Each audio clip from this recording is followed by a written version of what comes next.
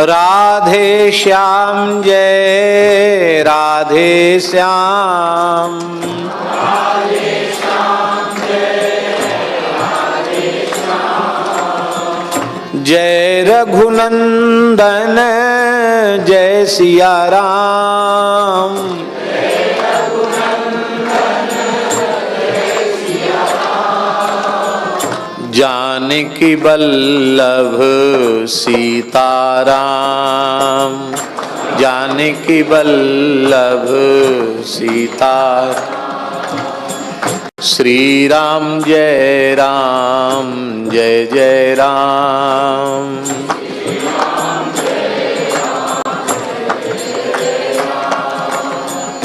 कमला विमला मिथिला धाम, अवध सरयू सीताराम।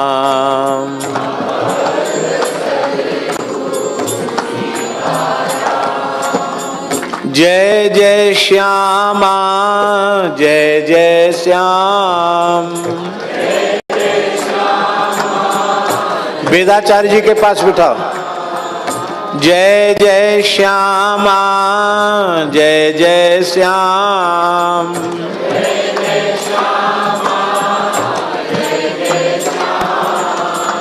जय जय श्री वृंदावन धाम,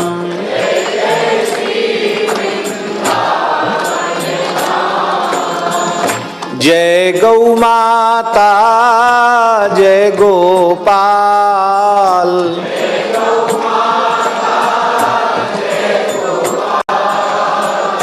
भक्त वत्सल प्रभु दीन दयाल, भक्त वत्सल प्रभु दीन दयाल। श्री राम जय जय राम,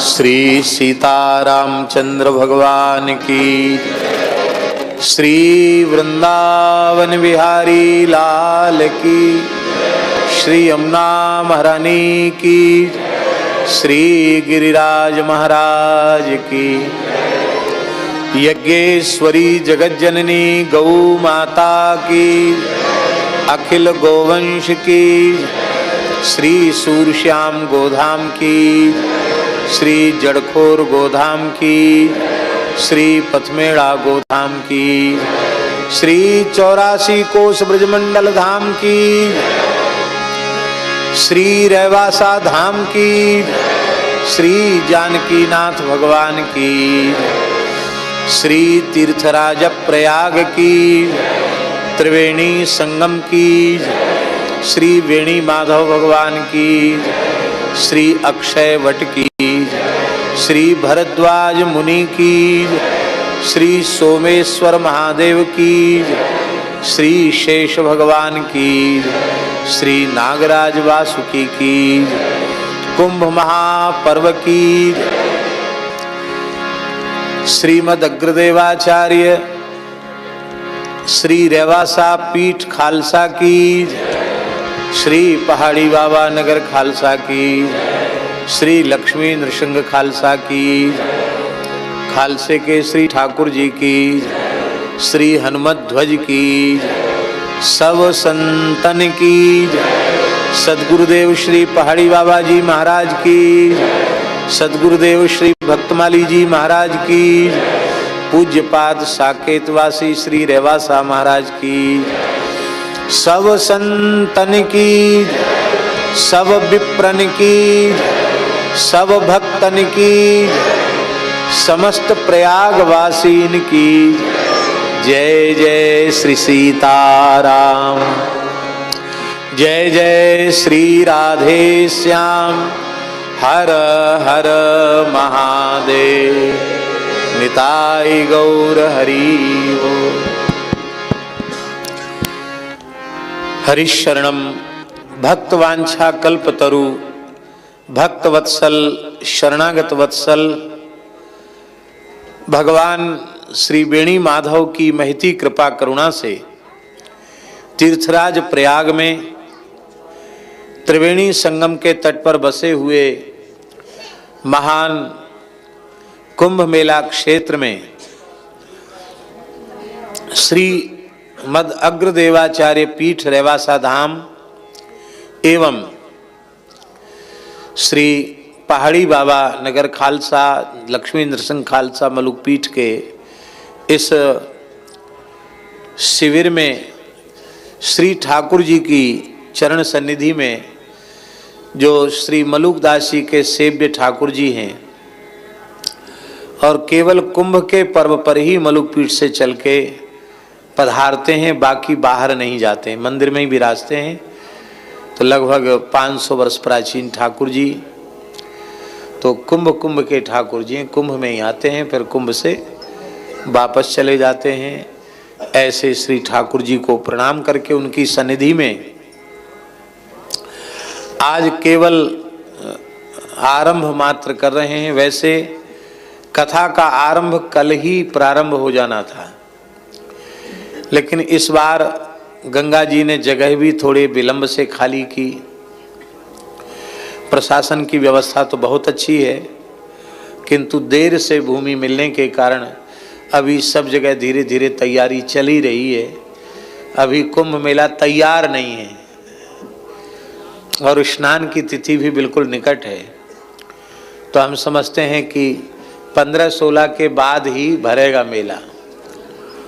तो कुछ असुविधा के कारण व्यवस्था संबंधी कल वहाँ पंडाल में कथा का आरंभ नहीं हो पाया। आज भी कुछ विद्युत की परेशानी थी और माइक की सेटिंग नहीं वहाँ हो पाई, तो आज भी नहीं हो सका। पर हमारी कच्छ वाली माता जी, संत माता जी बहुत दूर तो रुकी हैं और इनको फिर स्नान करके जाना है। बोले हम तो इसी आशा से आए थे कि 2-4 दिन तो कथा सुनने को मिलेगी, लेकिन यहाँ संभव ही नहीं हो पाया। तो आज मन में था तो वहाँ नहीं तो यहाँ बैठ के इस हॉल में ही बैठ के थोड़ी भगवत चर्चा करके शुभारंभ कर देते हैं। और बड़े सौभाग्य की बात है कि हमारे अत्यंत प्रिय आदरणीय श्री रसिया बाबा जी जो प्रत्येक कुंभ में बड़ा दिव्य शिविर लगाते हैं और नियम पूर्वक कल्पवास करते हैं, तो आपका हम स्मरण ही कर रहे थे। जब से आए तभी से स्मरण कर रहे थे। परसों तो हम आए ही हैं, परसों क्या कल ही आए, हाँ 3:30 बजे रात को पहुँचे। तो कल से स्मरण कर रहे थे, तो आज अच्छा हुआ आरंभ में आपका भी मंगलमय दर्शन हो गया और हमारे श्री स्वामी अनिरुद्धाचार्य जी का भी दर्शन हो गया। हमारे वृंदावन के दोनों ही धुरंधर श्रीमद् भागवत जगत के एक बहुत सुंदर ढंग से विषय को प्रस्तुत करने वाले महानुभाव हैं। हम दोनों को प्रणाम करते हैं, संत माता जी को प्रणाम करते हैं। श्रद्धेय पिताजी और वेदाचार्य जी बैठे हैं, उनको भी, और सभी पूज्य ब्राह्मणों को, हमारे पूज्य गुरुदेव श्री आचार्य जी, नाम गुरुजनों का नहीं लेना चाहिए, उनकी भी प्राकट्य भूमि तीर्थराज प्रयाग है। तो गुरु जी को भी हम आचार्य जी के युगल चरणों में भी सादर दंडवत प्रणाम करते हैं और उनसे किसी भी प्रकार का जिनका संबंध है उन सबको भी हम प्रणाम करते हैं। बड़ी प्रसन्नता होती है। कल पूज्य जगत गुरु शंकराचार्य श्री ज्योतिष पीठाधीश्वर श्री स्वामी अवमुक्तेश्वरानंद सरस्वती जी की अहेतु की कृपा हुई, यहाँ आकर भी यहीं विराजे। व्यवस्था तो उनके योग्य नहीं थी, लेकिन वे बड़े प्रसन्न होकर के एक रात्रि उन्होंने निवास किया। आज यहाँ लगभग 12 बजे यहाँ से उन्होंने प्रस्थान किया। तो अच्छा हुआ, आज एक महान आचार्य की कृपा भी हो गई। और आज आओ महाराज जी, जय हो, धन्यवाद। कुर्सी ले आओ महाराज जी के लिए। नहीं, आप तो बैठ, आप जा रहे हैं क्या? हैं? अच्छा हाँ, नहीं ठीक ठीक, कोई बात नहीं। जी जी हाँ हाँ,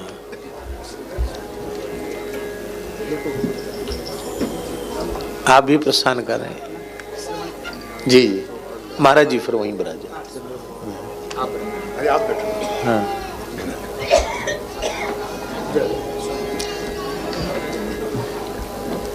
बाबा, बाबा दंडोत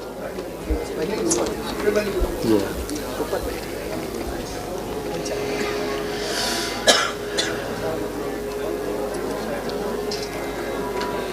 इधर जगह खाली करके बटुकों को इधर बिठा दो, इधर बिठाओ। आप लोग थोड़ा सा उधर हो जाइए।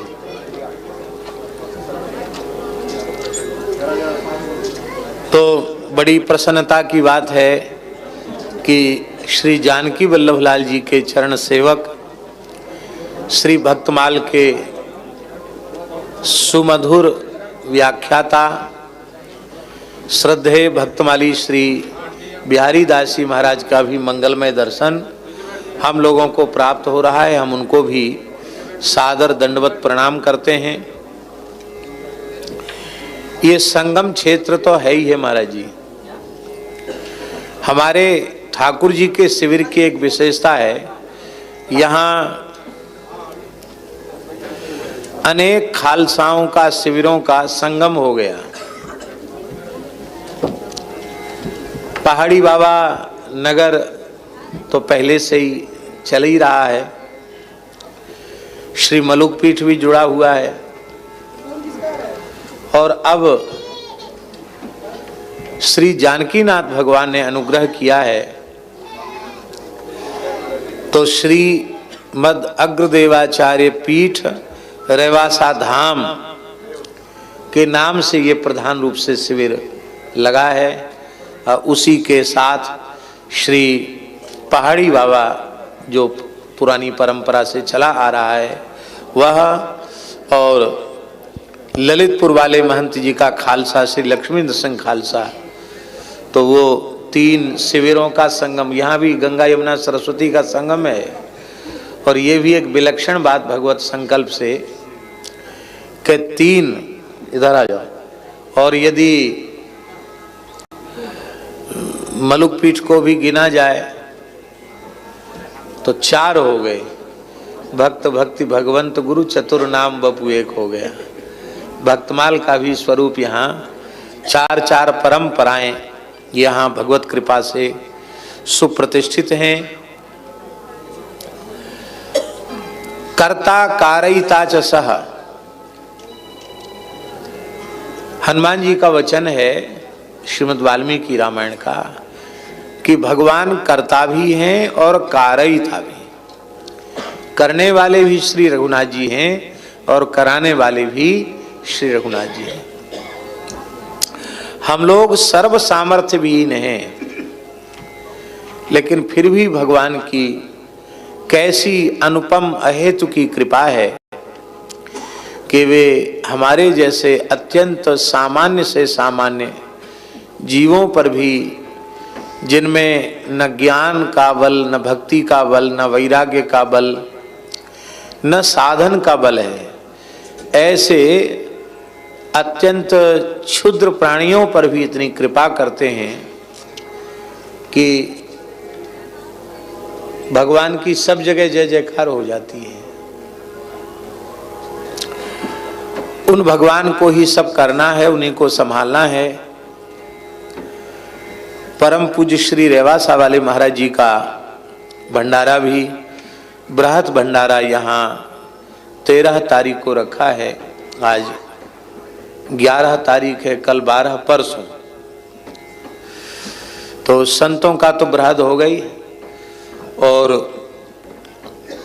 अनी अखाड़े प्रधान खालसे और श्री अग्रदेवाचार्य जी के द्वारा पीठ परंपरा से जुड़े हुए सभी पूज्य आचार्य चरण महामंडल सब कृपा करके पधारेंगे। और महाराज जी आ गए हैं तो अब तो क्या कहना, सब काम बढ़िया ही से बढ़िया हो जाना है। पिछला चातुर्मास्य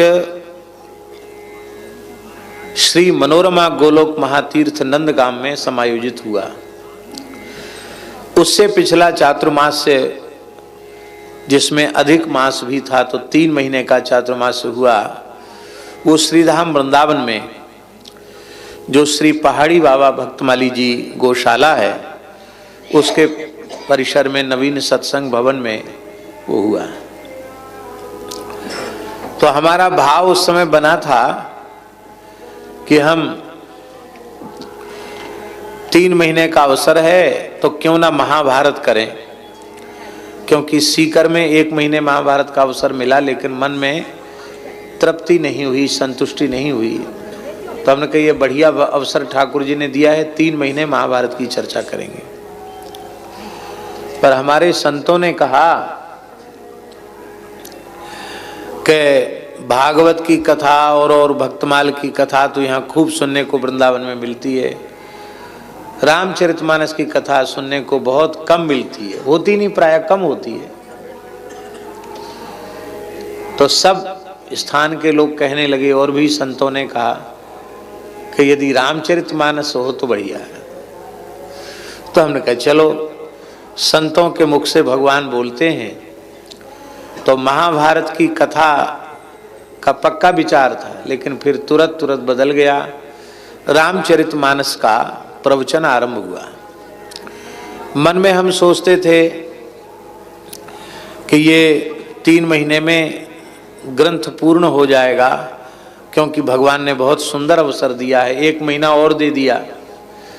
लेकिन ठाकुर जी की लीला ठाकुर जी जाने। 3 महीना पूरे हो गए और बाल कांड ही पूर्ण हुआ। अयोध्या कांड में भरत चरित्र का शुभारंभ हुआ था कि इसी बीच में 3 महीने की अवधि पूर्ण हो गई। तो पूज्य श्री पथमेड़ा महाराज जी ने घोषणा कर दी, वे पधारे थे पूर्णाहुति पर, कि भरत चरित्र पथमेड़ा में होगा। तो 2 महीने वहाँ भरत चरित्र का निरूपण किया जा रहा था। इसी बीच में ठाकुर जी की विलक्षण लीला हो गई। हमारे रामानंद संप्रदाय की अनुपम विभूति, वेद, गौ, ब्राह्मण और संत और सनातन मूल्यों के लिए जो जीवन पर्यंत समर्पित रहे, अपने शरीर की परवाह भी जिन्होंने नहीं की, सनातन धर्म की निरंतर सेवा की, ऐसे परम पूज्य श्री स्वामी राघवाचार्य जी महाराज अग्रपीठाधीश्वर जी अकस्मात श्री जानकी नाथ जी की चरण सन्निधि में चले गए। हमसे वे कितना प्रेम करते थे,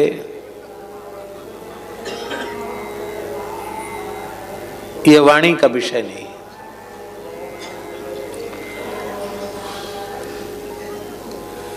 जैसे रघुनाथ जी ने कहा ना, कैसा है, चौपाई उठाइए। आओ इधर आ जाओ, इधर आ जाओ, हाँ वहां बैठ जाओ। उनको शर्मा जी बाबा को बैठने को। सत्य प्रेम मम अरु तोरा, जानत प्रिया एक मन मोरा। तो वो सत्य प्रेम था। हमारी भी हृदय से उनके चरणों में श्रद्धा थी और उनका बहुत स्नेह था। तनिक याद करते तो भी हूँ, यहाँ जाना वहाँ जाना, और आप एन मौके पर बोल देते हो, अब कैसे भी करके आना तो पड़ेगा। तो कई बार मैंने ये भी कहा कि महाराज जी ज़्यादा कष्ट हो तो वहीं से आशीर्वाद, नहीं आएंगे जरूर। शताब्दी महोत्सव में भी जहाँ जहाँ प्रार्थना की, सब जगह वे पधारे। उनकी अपार कृपा करुणा थी। प्रेम प्रकाशित करने की वस्तु नहीं है, प्रेम छिपाने की वस्तु है। और ये किसी को जानना हो, सीखना हो तो रेवासा महाराज जी से सीखे। आप सोचिए, उन्होंने लिखित रूप से 2015 में ही इस दास को जानकी नाथ जी के सेवक के रूप में नियुक्त कर दिया था। और 2015 के बाद इतना शताब्दी महोत्सव चला गया, इतनी बार मिले जुले, कभी उन्होंने हमसे यह नहीं कहा कि मैंने ऐसा कर दिया है। नहीं तो लोग इतनी बड़ी बात छिपा के नहीं रख पाते हैं। मैंने ऐसा कर दिया है, उन्होंने नहीं कहा, एक बार भी नहीं कहा। हाँ, ये जरूर कहते थे 2-3 वर्ष से कि अब श्री आचार्य पीठ को लेकर हम एकदम निश्चिंत हैं। जानकी नाथ जी ने बहुत अच्छी व्यवस्था कर दी है। तो हमने कभी उनसे पूछना उचित नहीं समझा कि क्या व्यवस्था कर दी है। हमें ग्रंथ देखने का भी समय अधिक मिलता नहीं है, फिर भी श्री जानकी नाथ जी जैसी प्रेरणा करेंगे। और ये तीर्थराज प्रयाग तो हम लोगों के लिए बहुत ही पुण्य भूमि है। उसका कारण है कि हमारे सनातन धर्म के जो पूज्य पूर्वाचार्य चरण हुए हैं, उनमें प्रायः सब दक्षिण भारत में प्रकट हुए। श्री आदि शंकराचार्य दक्षिण भारत में प्रकट हुए, श्री निम्बारकाचार्य दक्षिण भारत में प्रकट हुए, श्री रामानुजाचार्य जी दक्षिण भारत में प्रकट हुए, श्री मध्वाचार्य जी, श्री विष्णु स्वामी आचार्य जी, श्री वल्लभाचार्य जी सब दक्षिण के हैं। एकमात्र श्री रामानंदाचार्य भगवान ने तीर्थराज प्रयाग को चुना, क्योंकि शायद हो सकता है इधर मध्य उत्तर की भूमि भी विकल हो रही होगी कि सब आचार्यों की कृपा क्या दक्षिण में ही हो जाएगी, मध्योत्तर पूर्व सब वंचित रह जाएगा क्या। तो श्री रघुनाथ जी ने ही श्री रामानंदाचार्य भगवान के रूप से तीर्थराज प्रयाग की पुण्यधरा पर पंडित श्री पुण्य सदन वाजपेयी के गृह में श्री सुशीला देवी की दक्षिण कुक्षी से संवत 1256 में माघ कृष्णा सप्तमी की तिथि को अवतार ग्रहण किया। कई बार लोगों को होता है कि संवत 1256 ऐसा आप क्यों बोलते हैं, क्योंकि कुछ लोग संवत 1356 उनका कार्यकाल आविर्भाव काल मानते हैं। लेकिन क्या है, बड़ी विनम्रता पूर्वक हम निवेदन कर रहे हैं कि श्री रामानंदाचार्य जी का जो आविर्भाव काल है, उसके ठीक से विचार करने के लिए उनके काल के आचार्यों का विचार करना पड़ेगा।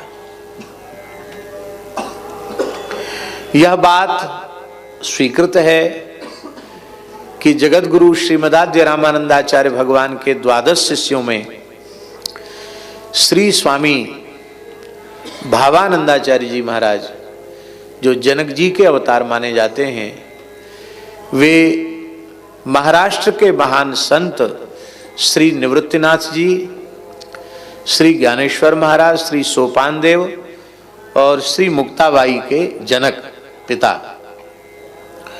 तो इतना तो मानना पड़ेगा कि श्री ज्ञानेश्वर महाराज का काल मिले। ज्ञानेश्वर महाराज का संवत क्या है? 1213 है? हाँ। श्री रामनवमी के दिन विराज बैठो बैठो। हाँ। भाई महापुरुष आए हैं, जो नीचे बैठ सकते हो नीचे बैठ जाएं, कोई एक व्यक्ति उनको ऊपर बैठे, यहां बैठो ऊपर, स्वामी जी ऊपर बैठे। तो कितना हुआ महाराज जी? 1256 से 1515, लगभग 259 वर्ष तक श्री आद्याचार्य चरण सदेह धरती पर विराजे। इतना लंबा समय कोई आचार्य नहीं विराजे। इसीलिए उनके शिष्य परंपरा में महाराज जी ऐसे भी शिष्य हुए, 3-3, 4-4 पीढ़ी उनके सामने शिष्य प्रशिष्यों की हो गई।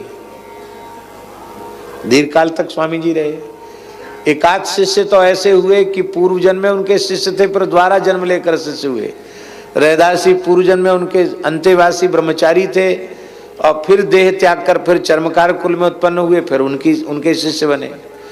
ऐसे भी हुए कि उनके एक जन्म लेने के बाद फिर दूसरा जन्म लेके उन्हीं के शिष्य बन गए। तो ये बहुत बड़ा कार्य श्री रामानंदाचार्य भगवान ने किया।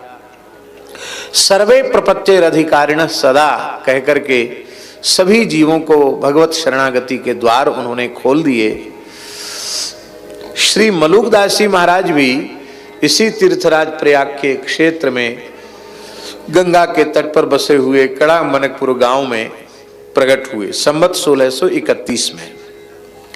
तो कहने का आशय यह है कि तीर्थराज प्रयाग हम सबके पूज्य आचार्य चरण की प्रादुर्भाव भूमि होने के कारण, तीर्थराज प्रयाग होने से तो उसकी विशेष महिमा है ही, पर हमारे आचार्य चरण वहां प्रकट हुए हैं, इसलिए वह महिमा और हम सब के लिए और भी अधिक अनंत अनंत गुणित हो गई। संयोग की बात है कि श्री मलुकदास जी भी यहीं प्रकट हुए प्रयाग क्षेत्र में, और विलक्षण संयोग है कि ये कुंभ महापर्व का अवसर है।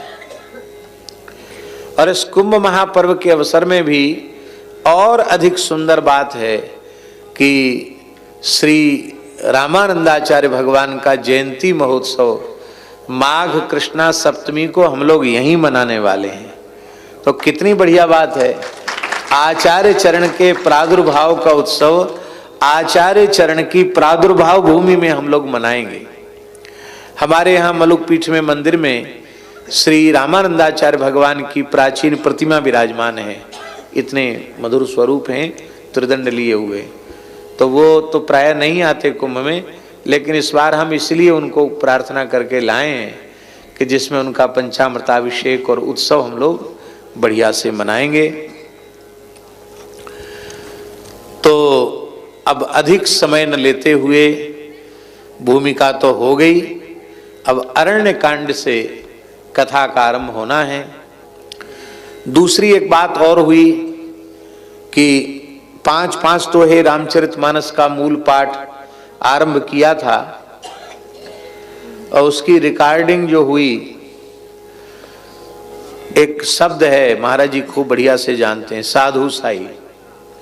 और ये इतना अच्छा शब्द है अनुरुद्धाचार्य जी, साधु साई शब्द, कि बहुत बढ़िया से बढ़िया हो तो कह रहे साधु साई है, और बहुत मध्यम हो तो कह रहे कोई बात नहीं, तो साधु साई है, और किसी तरह की कोई व्यवस्था ही ना हो तो भी कहते हैं कोई नहीं तो साधु साई है।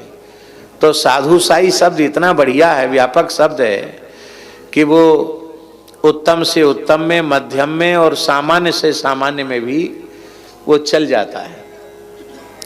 तो कहीं लाइट चली गई, कहीं माइक ठीक नहीं है, कहीं बीच में कुछ इधर उधर हो गया, कहीं गाने वाले अलग हैं, बजाने वाले पीछे से अलग हैं। तो जैसी स्टूडियो की रिकॉर्डिंग विध्वस्त तरीके से होती वो तो नहीं हो पाया, लेकिन साधु साई ढंग से रामचरितमानस का भी आद्योपांत मूल पाठ हो गया। इसके बाद श्री अयोध्या जी के कुछ संतों ने दास को विशेष आज्ञा दी कि आपने जैसे अपनी वाणी में पूरा रामचरितमानस को आद्योपांत गा दिया है, ऐसे ही गोस्वामी जी के 11 ग्रंथ भी आप, जो भी आपका स्वर है, जैसे भी गाना है वैसे आप गा दें तो बहुत अच्छा होगा। तो रामचरितमानस के बाद दोहावली, रामाज्ञा प्रश्न, जानकी मंगल, पार्वती मंगल, वरवे रामायण, वैराग्य संदीपनी, रामलला नहिछु, यहाँ तक कृतियां जो गोस्वामी जी की हैं उनका मूल गायन हो गया है। इस समय कवितावली का चल रहा है, और कवितावली में लंका कांड चल रहा है, हाँ, और गीतावली, कृष्ण गीतावली और विनय पत्रिका 3 और बचेंगे। देखो जितने दिन है कितना कहाँ तक होगा, तो ये भी एक लाभ मिल जाएगा। ऐसे ही छप्पे पूरा भक्तमाल भी भगवत कृपा से अपने स्वर में गायन हो गया। लेकिन अब ये 12 ग्रंथ गोस्वामी जी के पूर्ण हो जाएं, उसके बाद विचारक छप्पे कवित्व सहित पूरा भक्तमाल का ऐसे ही जहाँ जहाँ कथा का क्रम होगा उसी में 15-20 मिनट थोड़ा थोड़ा पाठ करते करते करते करते पिपीली का गति से, चींटी की तरह गति से धीरे धीरे आगे बढ़कर ग्रंथ पूर्ण हो जाएगा। अलग से समय निकालना तो बड़ा कठिन है। तो उसी क्रम में थोड़ा सा पाठ करके और फिर हम अरण्य कांड का आज आरंभ मात्र करेंगे।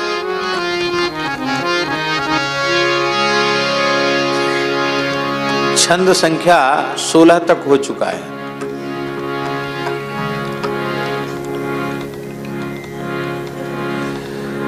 कनक गिरि श्रृंग चढ़ी देखी मरकट कटक, बदति मंदोदरी परम भीता, सहस भुज मत गजराज रण केसरी, परशुधर गर्व जेहि देखि वीता, दास तुलसी समर सूर कौशल धनी, ख्याल ही बाली बलशाली जीता, कंत तृण दंत गही शरण श्री राम कही, अजहु यह बातिले सौंप सीता, नीच मारीच बिचलाय हति ताड़का, भंज शिव चाप सुख सवै दीनो, सहस दस चारी खल सहित खर दूषण ही, पठे जम धाम ते तौ न चीनो, मैं जु कहो कंत सुनि मंत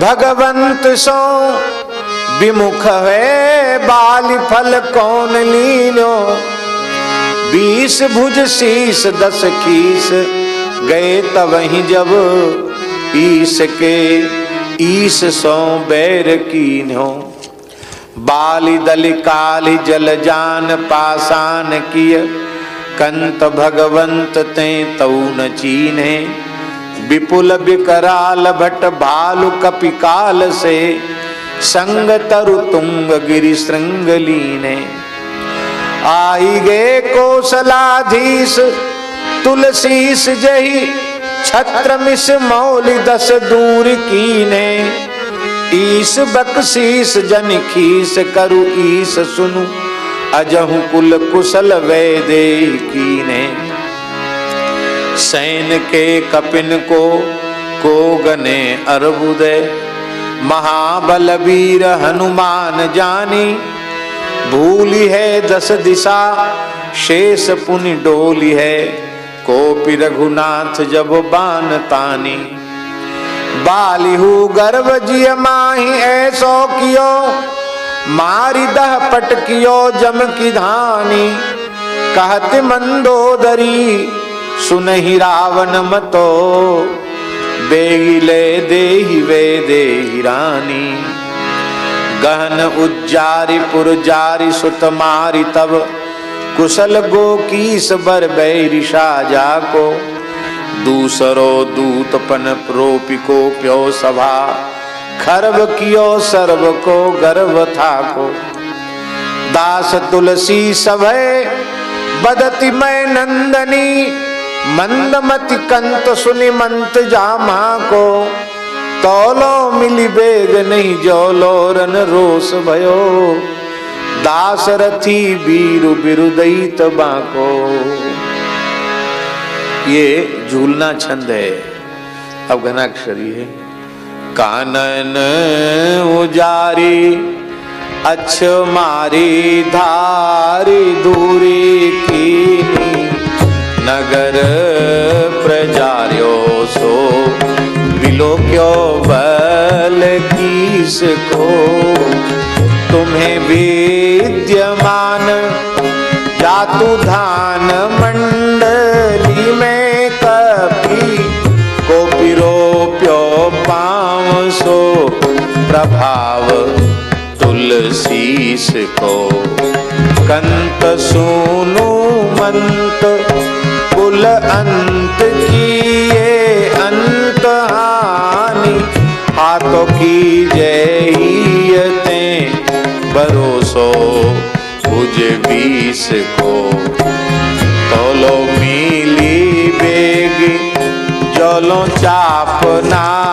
चढ़ायो राम, रोसी बाण काढ़ो ना दलैया 10 शीस को, पवन को पूत देखो दूत वीर बांकुरो जो, बंकगढ़ लंक सो ढका ढकेली ढाई गो, बाली बल साली को सो कालिदाप दली को, रोप्यो पाँव चपरी चमको चाओ चाई को, सोई रघुनाथ कपि साथ पाथ नाथ बांधी, आए नाथ भागे ते खिररी खे कही गो, आए नाथ भागे थे खिररी खेह खाही गो, तुलसी गरव तजी मिली वे को साज साज, देहि सियन तो पिय पाई माल जाही गो, उदधि अपार उतरत नहीं लागी बार, केसरी कुमार सो अदंड कैसे डाड़ी गो, वाटिका उजारी अक्षरक्ष कन मारी भट, भारी भारी रावरे से चाउर से काढ़ी गो, तुलसी तिहारे विद्यमान जो वैराज आजू, कोपी पाँव रोपी बस छोहा, कोपी पाँव रोपी बस कै छोहाई छाणी गो, कहे की न लाज पिय अजहू ना, आए बाज सहित समाज गढ़, प्राण कैसे बड़ी हो सहित समाज गढ़, प्राण कैसे बाड़ी हो। श्री सीताराम जी महाराज की जय, जय श्री राधे।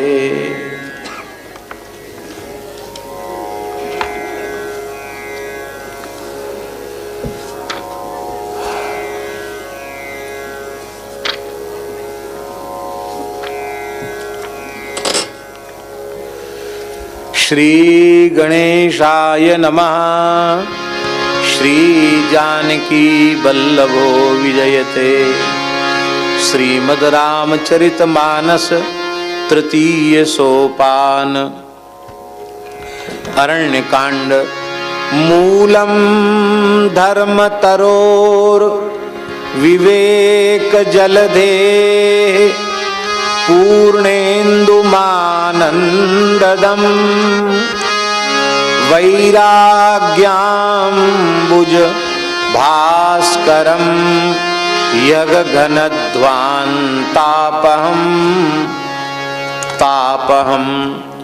मोहाम्भोधर पूगपाटन विदौ स्वः संभवं शंकरं वंदे ब्रह्मकुलं कलंकशमनं श्रीराम भूपप्रियं सान्द्रानन्दाजूटेन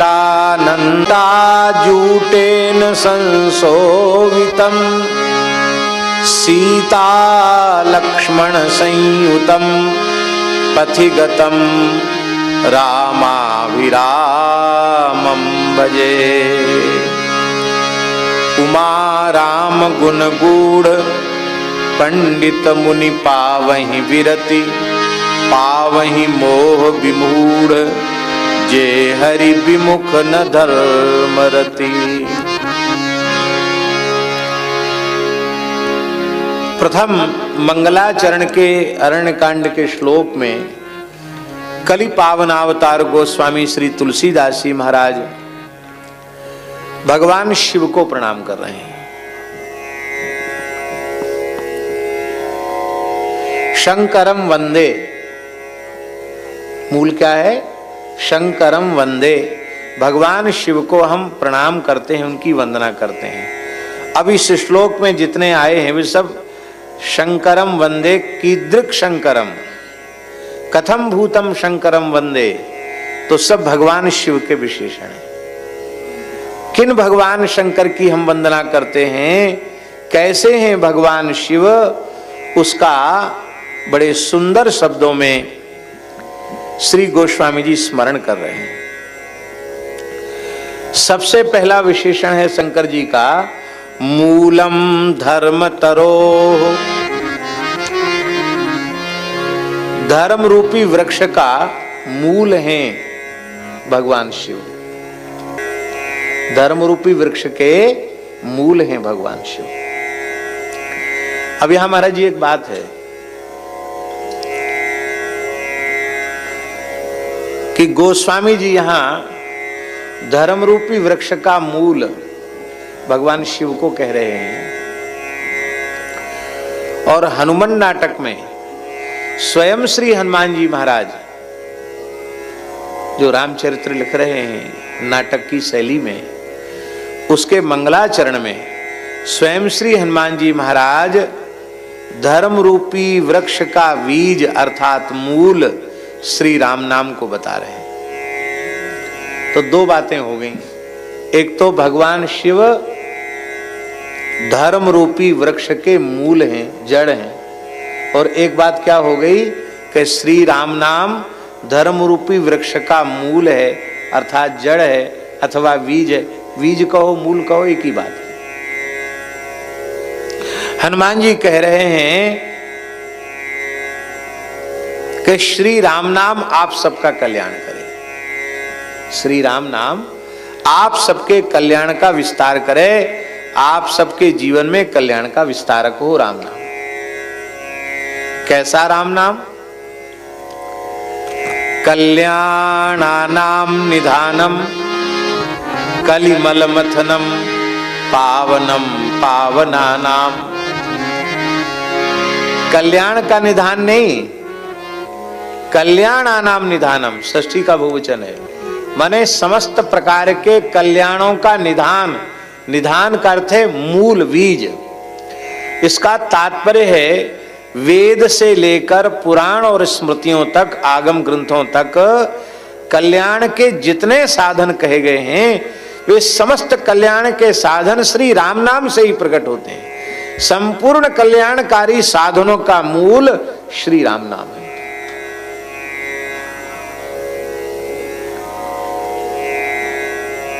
इसलिए गोस्वामी जी ने विनय पत्रिका में विधि निषेध की इतनी सुंदर व्याख्या की, ऐसी व्याख्या संसार में कहीं उपलब्ध नहीं होती। वेद जो है आचार्य जी वो विधि निषेधात्मक है। वेद प्रणहितो धर्मो ह्यधर्मस्तद विपर्ययः वेदो नारायण साक्षात स्वयंभूरिति सुश्रम। सत्यम वद धर्मंचर, वेद भगवान आज्ञा कर रहे हैं, ये विधि है, ये धर्म हो गया। और माहिंसात सर्वभूतानि, किसी प्राणी की हिंसा मत करो। स्वाध्यायान मां प्रमदा, स्वाध्याय से प्रमाद मत करो। ये सब जो निषेध वचन है, तो विधि और निषेध वचनों का जो आकर ग्रंथ है उसको वेद कहते हैं। और धर्म जो है वो विधि निषेधात्मक ही है, विधि निषेधात्मक ही धर्म का स्वरूप है। और विधि निषेध की व्याख्या इतनी सूक्ष्म और इतनी जटिल है कि सारे जीवन पढ़ते रहने के बाद भी कहीं न कहीं चूक हो जाएगी। पर गोस्वामी जी विनय पत्रिका में कहते हैं सबसे बड़ी विधि क्या है? बोले राम को सुमिरिवो सब विधि ही को राज रे। जितनी विधियां हैं उनका सम्राट, उन विधियों की सम्राट विधि यह है श्री राम जी का स्मरण करना, क्योंकि कल्याणकारी जितने साधन हैं वो श्री राम नाम से उत्पन्न हुए हैं। इसलिए मूल का आश्रय जिसने ले लिया उसके द्वारा किसी भी विधि का उल्लंघन नहीं हुआ, क्योंकि नाम स्मरण करना चाहिए, ये सर्वोपरि विधि है। और निषेध क्या है? बोले राम को बिसारिवो निषेध सिर ताजिरे, भगवान का बुलाना यही निषेधों का सम्राट है। तो कल्याणकारी जितने साधन हैं वे समस्त साधन श्री राम नाम से प्रकट होते हैं। प्रकट होते हैं एक बात, और श्री राम नाम में ही परिवर्तित होते हैं, ये दूसरी बात। आप उस किसी भी साधन का आश्रय लेकर आप चलेंगे तो उसका पर्यवसान श्री राम नाम में ही होगा। और इसी को अपने ढंग से भगवान सुखदेव जी कह रहे हैं, एतावान सांख्य योगाभ्याम स्वधर्म परिनिष्ठया जन्म लाभ परः पुंसाम अंते नारायण स्मृति। भगवान सुखदेव जी भी यही कह रहे हैं।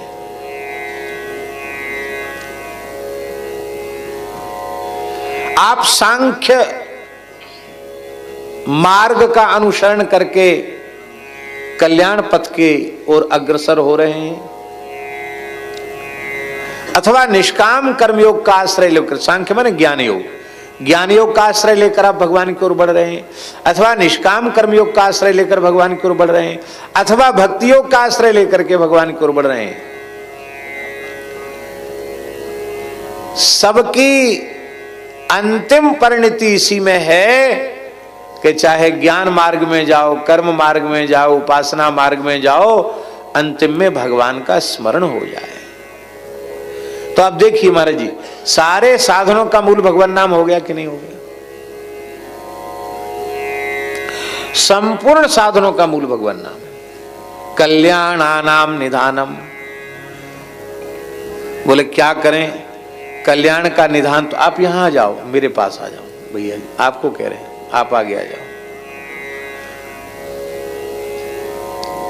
लाली तू पीछे चली जा, है ना, यहीं पर आ जाओ। तो अब उसमें एक प्रश्न है कि क्या करें? आपने तो कह दिया कि संपूर्ण कल्याणों का निधान श्री राम नाम है, पर इस पवित्र श्रेष्ठ सरल सहज साधन में हमारी प्रवृत्ति नहीं हो पा रही है। क्यों? क्योंकि हम कलिमल ग्रसित हैं। कली के मल ने हमारे चित्त को इतना मलिन बना दिया है कि हम साधन सोचते हैं, कथाओं में सुनते तो मन में इच्छा होती कि अब तीव्र गति से साधन करेंगे, लेकिन फिर बार बार भूल जाते हैं, शिथिल हो जाते हैं।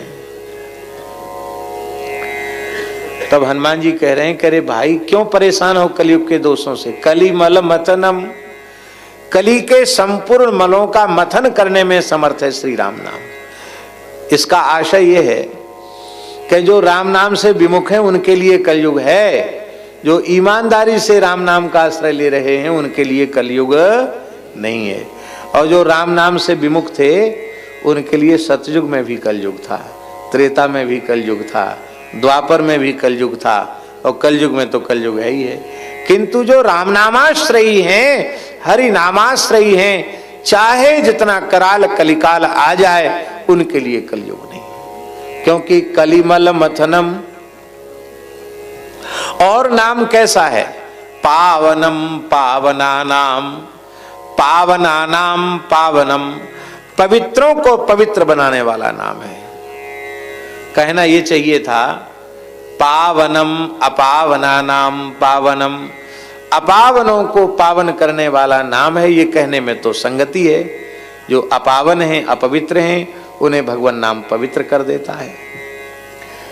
किंतु ज्ञानीनाम अग्रगण्यम बुद्धिमताम वरिष्ठम श्री हनुमान जी महाराज हम सबके ऊपर कृपा करके यह बतला रहे हैं कि श्री राम नाम तो पावनों को भी पावन करने वाला है। इसका आशय यह है कि अपावन तो पावन हो ही जाएंगे, पावनों को पावन करना ये राम नाम का सबसे बड़ा वैशिष्ट्य है। अपावनों को पावन करना और पावनों को पावन करना, इसका आशय क्या है? हमारे जैसे जीव अपावन हैं तो भूले भटके राम राम राम राम करते हैं, तो राम राम कही जे जमुहाही तिन्हीं न पाप पुंज। ये भूले भटके ही तो राम राम है, जमाई आई सीताराम सीताराम बोल दिया, तो राम नाम कही जे जमुहाही तिन्हीं न पाप पुंज समूहाही। भूले भटके नाम लेने वाले लोग भी निष्पाप हो जाते हैं। तो अपावनों को पवित्र तो करता ही नाम, पावनम पावना नाम का अर्थ है कि यज्ञ योग जप तप नियम व्रत होम स्वाध्याय तीर्थाटन कुंभ स्नान आदि जितने पवित्र साधन हैं वे सबके सब साधन जीव को पवित्र बनाने वाले, और एक बार पूरी तरह पवित्र बना देते हैं।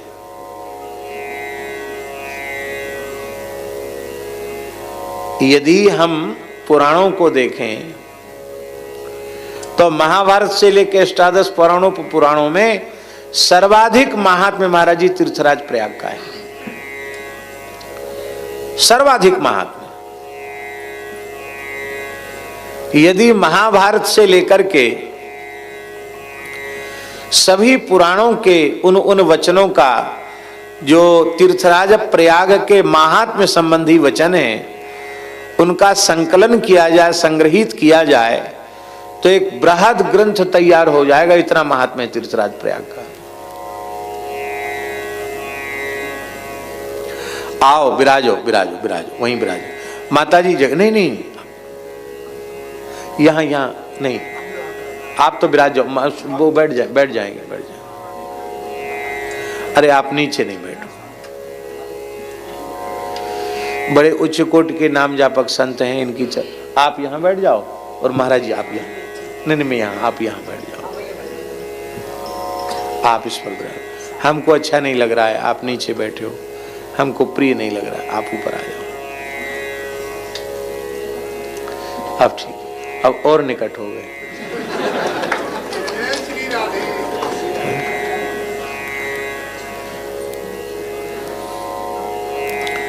तो ये सब जितने साधन हैं महाराज जी, ये सबके सब साधन जीवों को पवित्र करने वाले हैं।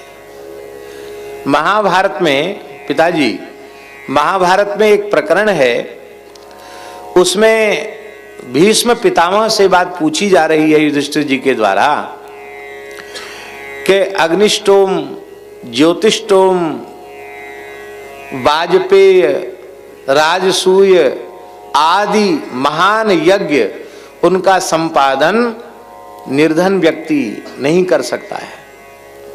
सामर्थ्यहीन व्यक्ति ये बड़े बड़े यज्ञ नहीं कर सकता। तो धर्म लाभ तो उसको भी होना चाहिए कि नहीं होना चाहिए? केवल अमीरों को ही होना चाहिए धर्म लाभ? क्या है राजा महाराजाओं के लिए धर्म लाभ लिखा है क्या? गरीब से गरीब को भी पुण्य लाभ धर्म लाभ होना चाहिए। तो यदि अत्यंत अकिंचन निर्धन व्यक्ति इन राजसूय अश्वमेध वाजपेयी आदि समस्त वैदिक कृत्यों का पुण्य फल अत्यंत सरलता से प्राप्त करना चाहे तो उसे क्या करना चाहिए? ये कृष्ण ने प्रश्न पूछा है धर्मराज युधिष्ठिर ने पितामह भीष्म से। तो भीष्म जी कह रहे हैं इसी के लिए हमारे ऋषि महर्षियों ने तीर्थों का निर्माण किया है कि अब देखो जो अश्वमेध वाजपेयी आदि यज्ञ आज तो कोई कर ही नहीं सकता, लेकिन जो तीर्थराज प्रयाग में आएंगे उनको एक एक पर अश्वमेध वाजपेयी का पुण्य प्राप्त हो जाएगा। तो तीर्थ यात्रा समस्त पुण्यों की जनिका है। तीर्थ यात्रा का बड़ा भारी महात्म्य है। तो प्रयाग महात्म्य में लिखा है कि जब कोई व्यक्ति प्रयाग के लिए चलता है सामान्य अवसर पर, कल्पवास के समय नहीं हो, कुंभ महापर्व पर नहीं, सामान्य अवसर पर कोई व्यक्ति जब प्रयाग की ओर अपनी गति करता है तो उसके देह में निवास करने वाले पाप चिल्लाने लग जाते हैं, हाहाकार करने लग जाते हैं। हाय हाय हाय हाय, मेरे ऊपर भारी संकट आया, भागना पड़ेगा हमको, कहाँ जाएं कहाँ जाएं कहाँ जाएं, तो वो सब यहाँ छिप जाते हैं केस में। कहाँ छिप जाते हैं? केस में छिप जाते हैं। तो इसलिए शास्त्र में लिखा है प्रयागे मुंडनम श्रेयः। क्या लिखा है? हाँ, प्रयाग में मुंडित होना ये बहुत कल्याणकारी है। तो पूर्ण निष्पाप होने के लिए यहाँ लोग सिर घुटाते हैं। पुरानी कहावत है प्रयाग मुंडे गया पिंडे और काशी ढूंढे। ढूंढे माने काशी में इतने तीर्थ हैं कि ढूंढते रहो वर्षों तक, तब सब तीर्थों का दर्शन होगा वहां। प्रयाग मुंडे, प्रयाग में भद्र होने का। तो अब देखिए महाराज जी, साधनों से जीव पवित्र तो हो गया, पावन तो हो गया, लेकिन पुनः उसके जीवन में अपावनता नहीं आवेगी, इसकी कोई गारंटी नहीं। इसकी गारंटी राम नाम लेता है। भाई तीर्थ आदि करके आप पवित्र तो हो गए हैं, अब राम नाम को पक्की तौर पर पकड़ लो, गांठ बांध लो, राम नाम से विमुख मत हो। तो यही है पावनम पावनानाम। जो पावन हो चुके हैं उनको इतना पावन बना देता है राम नाम कि फिर उनके जीवन में अपावनता की संभावना सर्वथा निरस्त हो जाती है। पावनम पावनानाम। और कैसा है राम नाम? कल्याणानाम निधानम कलिमलमथनम पावनम पावनानाम पाथेयम यन मुमुक्षो सपदि परपद प्राप्त प्रस्थितस्य। जिस भाग्यशाली जीव ने ये निश्चय कर लिया है कि इसी जन्म में इसी शरीर से हमें श्री सीताराम जी के चरण कमलों तक पहुंचना है, हमें श्री लक्ष्मी नारायण भगवान के चरणों तक पहुंचना है, हमें श्री राधा कृष्ण भगवान के चरणों तक पहुंचना है, ऐसा निश्चय जिस जीव ने कर लिया है उनके लिए पाथेय है श्री राम नाम। पाथेय माने क्या होता है? पाथेय लोग केवल टिकट को या पैसे को समझते हैं, वो नहीं है पाथेय। जहां से आप चले हैं और अपने लक्ष्य तक पहुंचने में जो भी आपके लिए अत्यंत उपयोगी सामग्री है, जिसके बिना आप लक्ष्य तक नहीं पहुंच सकते, वो सब पाथेय है। यहां तक कि आप अपने साथ कलेऊ बांध के ले जा रहे हैं, पंजीरी और खुरमा और बतिया लड़ुआ ये सब बांध के, पुराने लोग ऐसी बांध के चलते थे, भूख लगेगी खा लेंगे, अथवा चना चवेना चूड़ा सतुआ जो कुछ भी लेके जा, वो भी पाथेय है। आप वाहन का प्रयोग कर रहे हैं, वो भी पाथेय है। आप धन से टिकट ले रहे हैं, वो भी पाथेय है। माने जिसके सहकार के बिना आप अपनी यात्रा संपन्न न कर सकें उसे पाथेय कहते हैं। भगवान के चरणों तक पहुंचने का एकमात्र पाथेय श्री राम नाम है। पाथेयम यन मुमुक्षो सपदि परपद प्राप्त प्रस्थितस्य। बोले भाई हम राम राम ही क्यों करेंगे, हम तो और साधनों का आश्रय लेंगे। अरे बोले तुम किस खेत की मूली हो? विश्राम स्थानम एकम, एकम एव विश्राम स्थानम। तुम चाहे दुनिया में कहीं भटक आओ, विश्रांति नहीं मिलेगी। विश्राम तो तभी मिलेगा जब श्री राम नाम का आश्रय लोगे।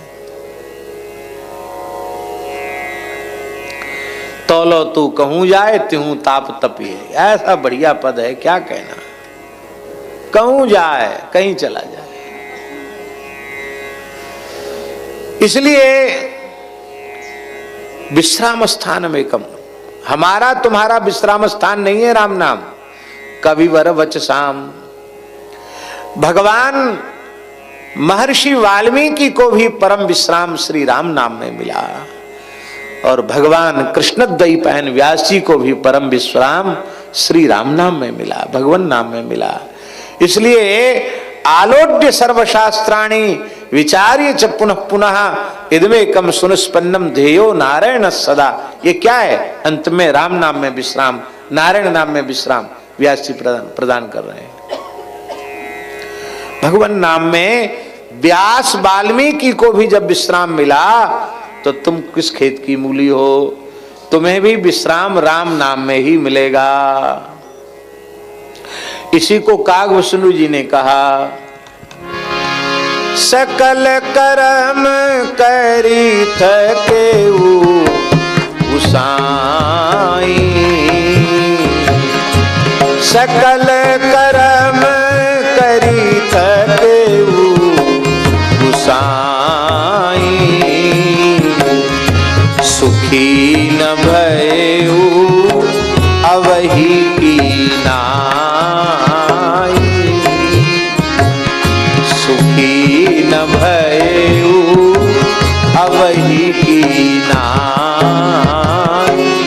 यह विश्राम स्थान में कम कविवर वचसाम जीवनम सज्जनानाम।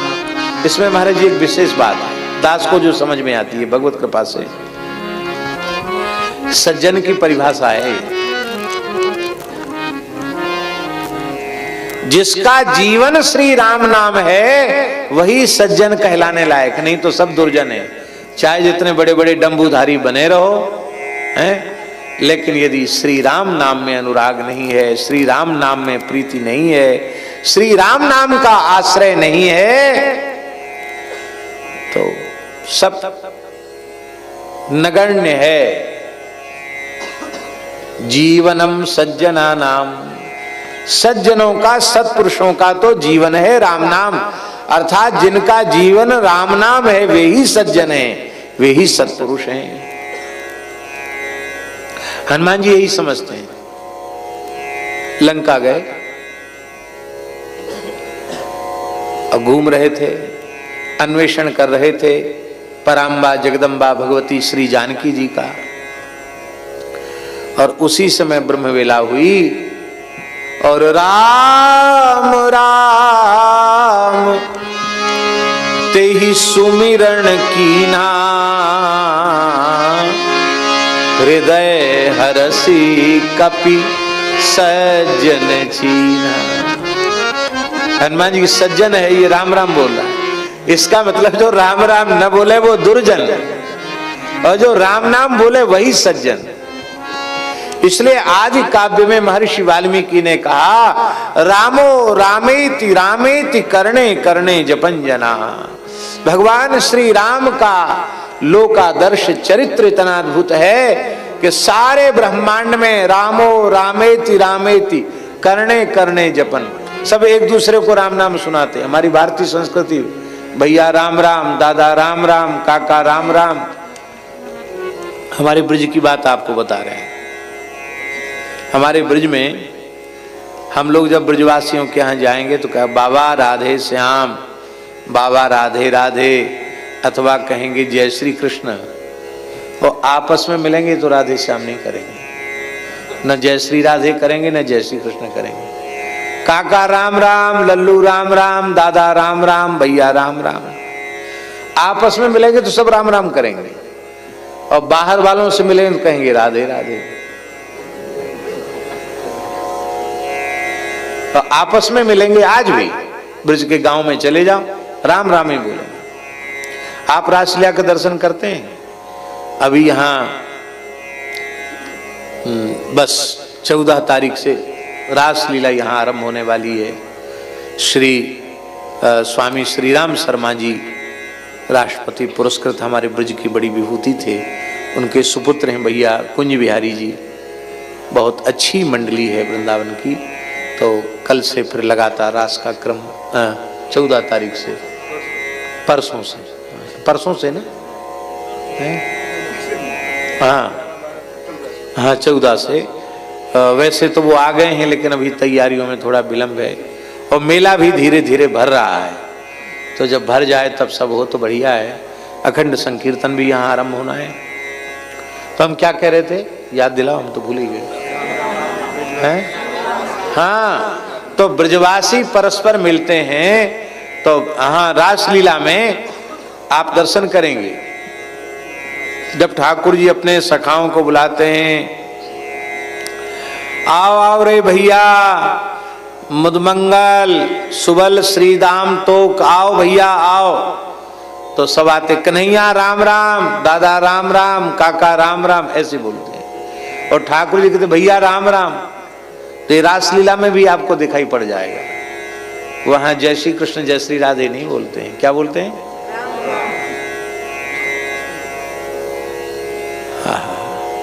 जीवनम सज्जना नाम। राम नाम में इतना प्रेम करते हैं महात्मा कि उनको कहो, हमारे जैसे नहीं खाली पेट पालने वाले, जो वस्तुतः महात्मा हैं उनकी राम नाम में इतनी प्रीति होती है, वे बिना भोजन के रह जाएंगे, बिना पानी के रह जाएंगे, बिना प्राणवायु के भी रह सकते हैं, पर बिना श्री राम नाम के नहीं रह सकते। चित्रकूट में एक महात्मा थे श्री सियाराम बाबा, बहुत अच्छे संत थे, हमसे बड़ा स्नेह करते थे।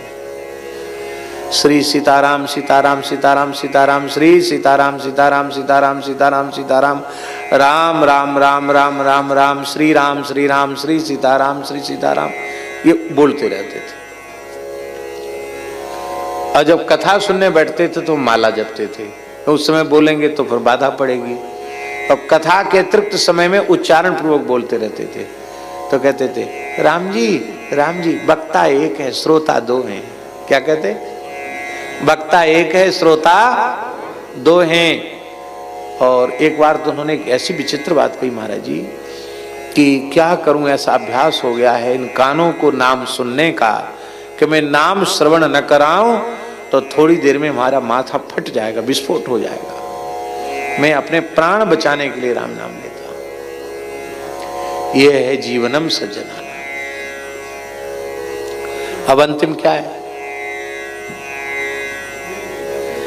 बीजम धर्मद्रुमस्य प्रभवतु भवताम भूतये राम नाम।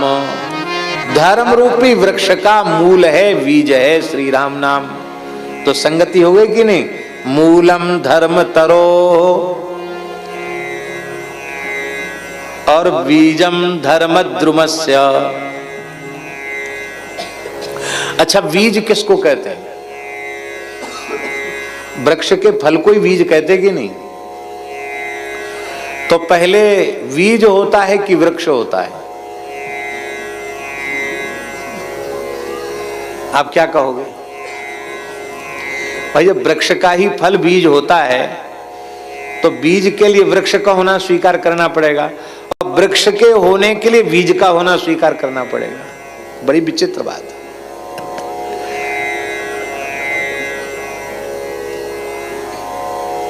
इसका आशय है धर्म रूपी वृक्ष का मूल भी श्री राम नाम है और धर्म रूपी वृक्ष का चरम फल भी श्री राम नाम।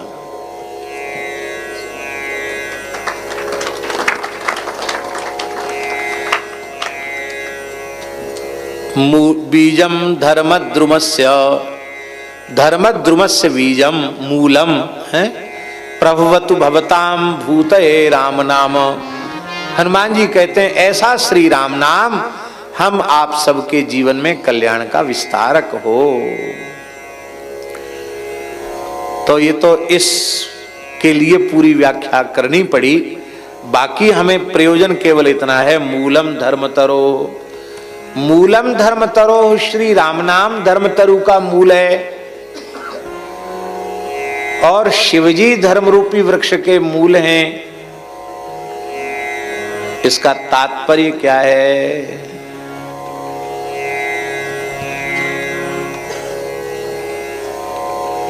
अब देखो, बहुत सरल बात है, दोनों दो बात नहीं है, दोनों मिलकर एक बात है। राम नाम धर्म रूपी वृक्ष का बीज है इसमें और श्री भगवान शिव धर्म रूपी वृक्ष का बीज है, मूल है, इसमें कोई अंतर नहीं है, दोनों की एक वाक्यता है। इसके लिए हमें मानस जी की नाम वंदना का आश्रय लेना पड़ेगा। मानस जी में नाम वंदना में गोस्वामी जी क्या कह रहे हैं? बंदौ नाम राम रघुबर को, आ बंदौ नाम राम रघुबर को,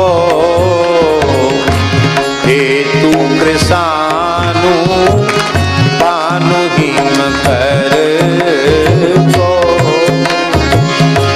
हेतु कृषानु भानु हिम कर को,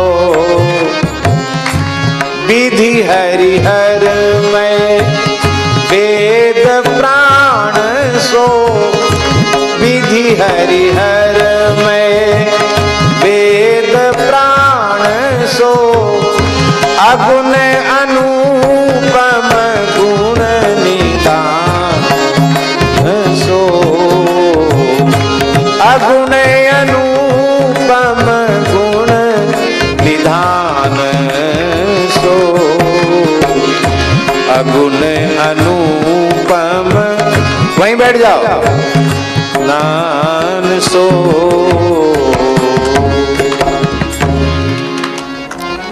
अब इसके व्याख्यान का अवसर नहीं है, व्याख्यान करेंगे तो फिर बहुत पीछे रह जाएंगे।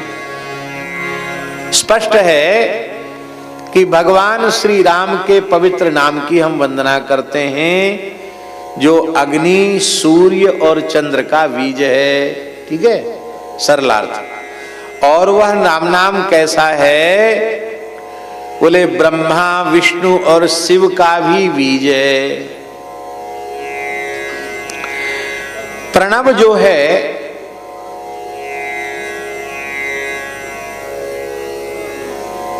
भगवान का स्वरूप है।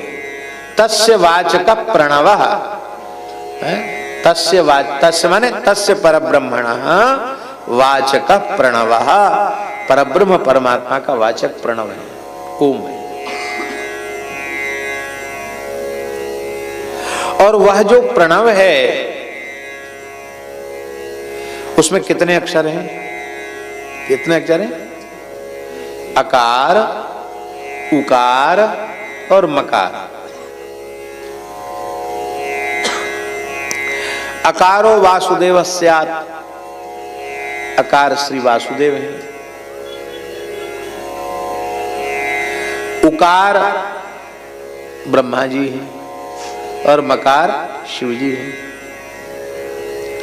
तो त्रिदेव हो गए कि नहीं?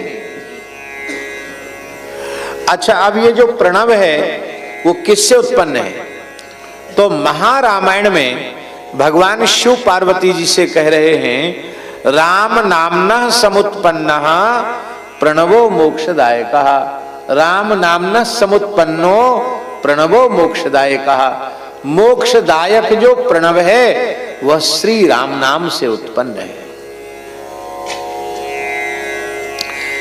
देहाती भाषा में कहें तो प्रणव बेटा है और राम नाम बाप है।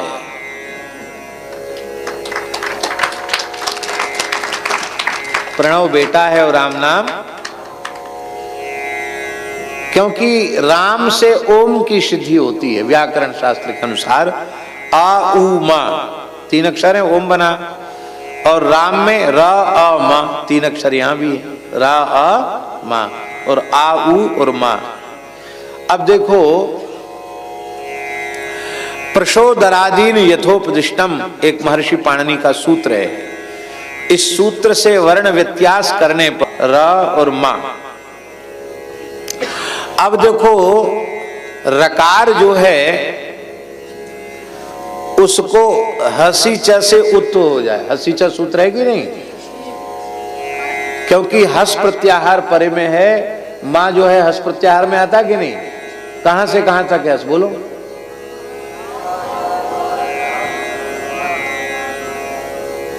बोलो।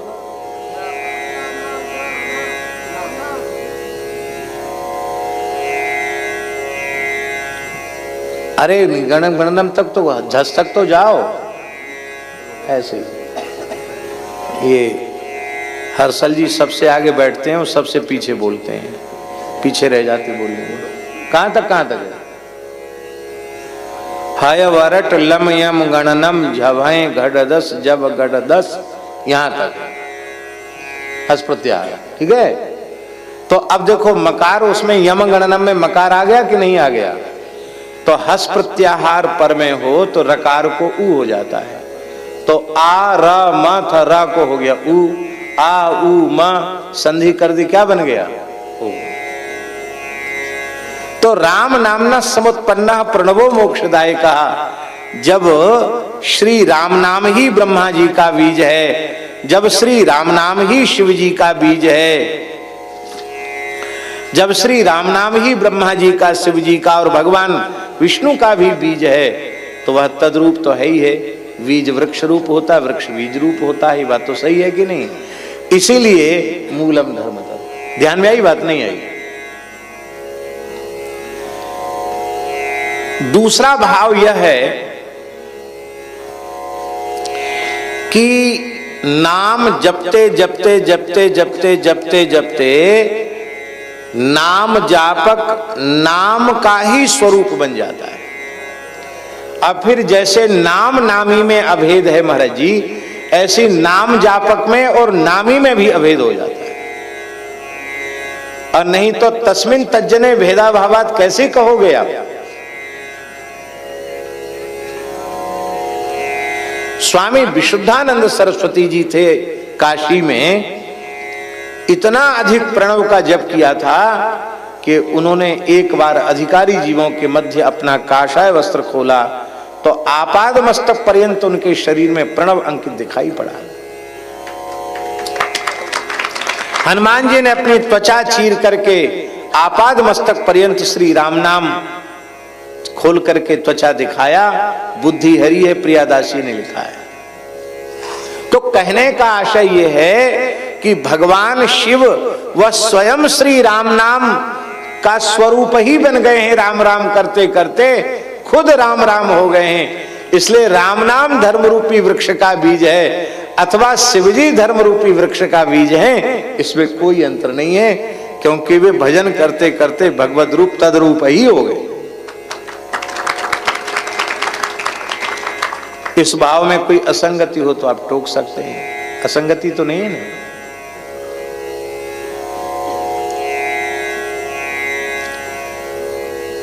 इसी को कहते हैं अपना आपा खो देना। अपने आप को खो गया, स्वयं खो गए, तद्रूप ही हो गए।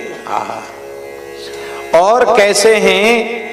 इसका अर्थ है कि भगवान शिव का आश्रय लिए बिना धर्म रूपी वृक्ष का बीज प्राप्त नहीं होगा। भगवान शिव का आश्रय लेने से ही धर्म रूपी वृक्ष का बीज जो श्री राम नाम है वो प्राप्त हो जाएगा। क्योंकि शिवजी की सन्निधि में पहुंचने के बाद पता चलेगा कि इनसे बड़ा नाम जापक तो ब्रह्मांड में कोई दूसरा नहीं है। तुम पुनि राम राम दिन राती, सादर जपहु अनंग अराती। आदर पूर्वक राम राम राम राम हनुमान जी जब शिव जी जपते हैं। और राम नाम में महाराज जी कितनी प्रीति है। भगवान शिव का वचन है। भगवान शिव कहते हैं पार्वती जी मुझे राम नाम में इतनी प्रीति है कि पूरे ब्रह्मांड में धोखे से किसी की वाणी से एक बार रकार और मकार इन दो अक्षरों का उच्चारण हो जाता है, राम एक बार मुंह से निकल गया तो उस भाग्यशाली जीव को मैं 3 बार नमस्कार कर लेता हूं। कि कितना भाग्यशाली है, इसकी जिह्वा पर भगवान का नाम प्रकट हो गया, राम नाम आ गया। और भगवान शिव कैसे हैं? विवेक जलधे पूर्णेंदु। विवेक का जो समुद्र है उस समुद्र को तरंगायित करने के लिए, उसमें एक विशिष्ट ज्वार लाने के लिए भगवान शिव चंद्रमा के समान है। समुद्र के तट पर रहने वाले लोग जानते हैं ज्वार भाटा तो नित्य ही समुद्र में आता है, किंतु पूर्णिमा के दिन समुद्र विशेष ज्वार पर रहता है। श्री गीत गोविंद महाकाव्य में महाप्रभु जी ने बहुत सुंदर बात कही। राधा बदन बिलोकन विकसित, श्री राधा वदन विलोकन विकसित विविध विकार विभंगम जल निधि मिव विधु मंडल दर्शन तरलित तुंग तरंगम। वहां जयदेव महाप्रभु कह रहे हैं कि श्री कृष्ण का जो हृदय है वो प्रेम का समुद्र है और श्री राधा रानी का जो मुख चंद्र है वो पूर्ण शरद चंद्र है। तो जैसे शारदीय चंद्र को देखकर समुद्र तरंगायित उठता है, ऐसे ही श्री कृष्ण जब जब राधा रानी का दर्शन करते हैं उनके प्रेम हृदय प्रेम समुद्र में हिलोरें उठने लग जाती हैं। इसका आशय ये है कि जब साधक ध्यान में भगवान शिव का दर्शन करता है तो उसका जो विवेक वैराग्य रूपी समुद्र है वो तरंगायित होने लग जाता है। तरंगायित होने का आशय क्या है? तरंगायित होने का आशय ये है कि परम वैराग्य का प्रतीक है भगवान शिव।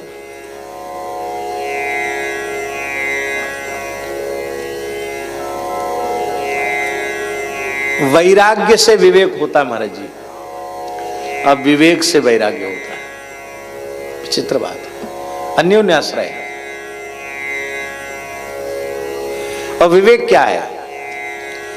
भगवत अतिरिक्त इस अनंतानंत ब्रह्मांडों में कोई भी वस्तु भगवत अतिरिक्त मूल्यवान नहीं। ये विवेक है, परम विवेक है। सब अविवेक है। हम लोग मान बढ़ाई, नाम यश कीर्ति, नाम यश पद प्रतिष्ठा, इसके पीछे अथक परिश्रम करते हैं, दिन रात पीछे पड़े रहते हैं और करते करते मर जाते हैं। अंत में अंतिम बारात निकलती है तो राम नाम सत्य है। मानव जीवात्मा को सुनाया जाता है कि तूने नीचे सिर ऊपर पैर करके बहुत श्रम किया, लेकिन भैया कुछ दिन में तेरा नाम भी जय सिया राम होने वाला है। राम नाम ही सत्य है, तेरा नाम रहने वाला नहीं है। बड़े से बड़े लोग आए चले गए, कौन याद करने वाला? भजन में बाधा क्या है? विवेक की कमी, वैराग्य की कमी, यही भजन में बाधा है। माता जी, विवेक वैराग्य हो तो भजन में कभी बाधा नहीं, कहीं किसी परिस्थिति में बाधा नहीं। किसी भी परिस्थिति में बाधा नहीं है। हम लोगों का चित्त, हम लोगों का मन रूप रसगंध शब्द स्पर्श के भोगों की ओर निरंतर बढ़ता चला जा रहा है। यही भजन की बाधा है।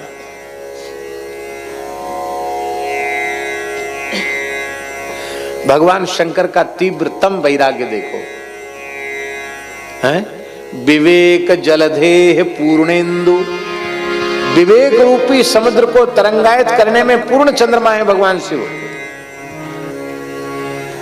विवेक वैराग्यवान व्यक्ति जब भगवान शिव का दर्शन करता है उसके हृदय में वैराग्य की तरंगें उठने लग जाती हैं। अच्छा एक बात बताओ, शंकर जी गृहस्थ हैं कि विरक्त साधु? बोलो। हैं? गृहस्थ हैं। कैसे? हाँ नहीं बताओ नहीं इसे। पार्वती जी हैं, उनके दो पुत्र हैं कार्तिकेय और गणेश। गणेश जी की दो बहुएं हैं रिद्धि सिद्धि और लक्ष्य लाभ, ये दो उनके पुत्र हैं। तो खूब कुनबा खानदान है, ऐसा नहीं है, गृहस्थ हैं।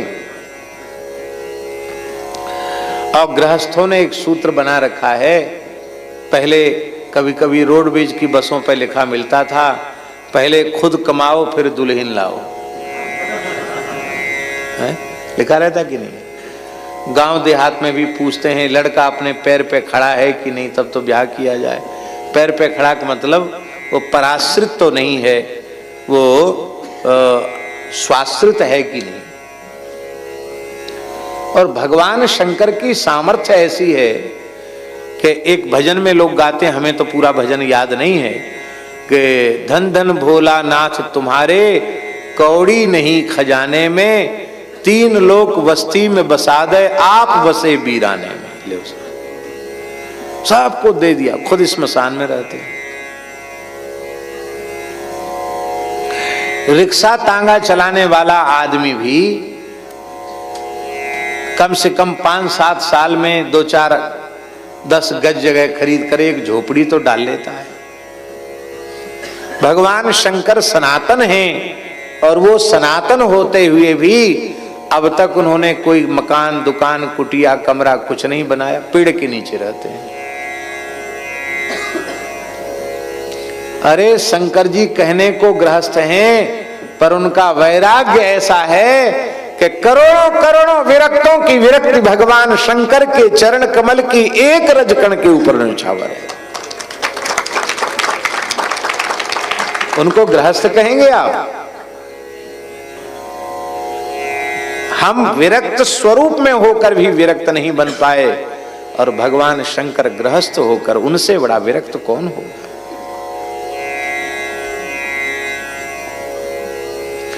शिव समान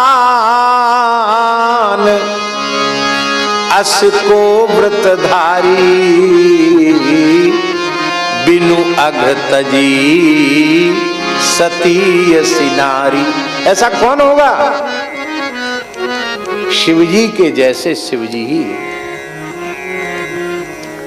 मकान नहीं बनाया, हम लोग यहाँ कंबल गद्दा सब मंगा रहे हैं पैसा खर्च कर करके, और वो कहाँ कैलाश में जहाँ माइनस से भी कितना भगवान जाने कितना डिग्री टेम्परेचर होता होगा, वहाँ शंकर जी रहते हैं। न गद्दा है, न तकिया है, न ओढ़ने को कंबल है, हैं?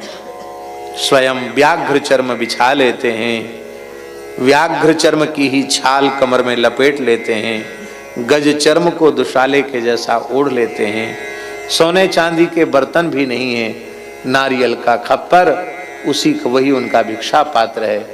और उनकी गृहिणी भगवती पराम्बा जगदम्बा राजराजेश्वरी त्रिपुर सुंदरी भगवती अन्नपूर्णा है, जो पूरे ब्रह्मांड को पुष्ट करती हैं। और स्वयं शंकर जी भिक्षा पात्र लेकर ऋषियों के आश्रमों में सीताराम राधे श्याम करके भगवत प्रसाद मांगकर पा लेते हैं। कैसी विरक्ति है महाराज जी,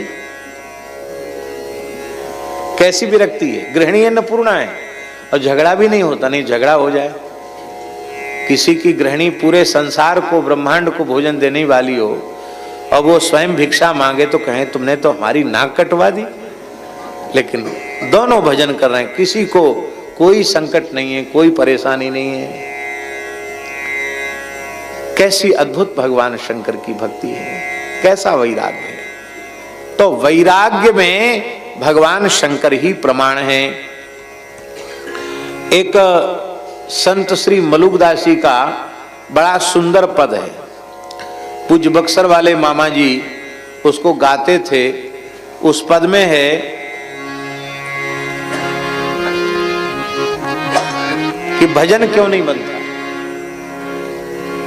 वैराग्य की कमी के कारण भजन नहीं बनता। अब जिन कारणों से भजन नहीं बनता उन कारणों का त्याग कर दो तो भजन बनने लग जाएगा।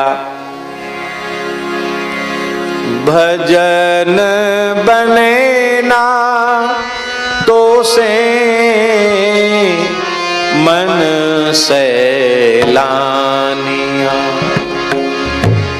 भजन बने ना तो से मन सैलानी। सैलानी है, घूम रहा विषयों में। खट्टा मीठा भोजन चाहिए और ठंडा पानिया, चावने को पान चाहिए और पीक दानिया। भजन बने ना तो से मन सैलानिया। सेज तो तुरंगी चाहिए रूपवंती नारियां, पूत तो सपूत चाहिए कुल की निशानियां। भजन बने ना तो से मन सैलानिया, भजन बने ना तो से मन सैलान। हाथी चाहिए घोड़ा चाहिए तंबू आसमानिया, हाथी चाहिए घोड़ा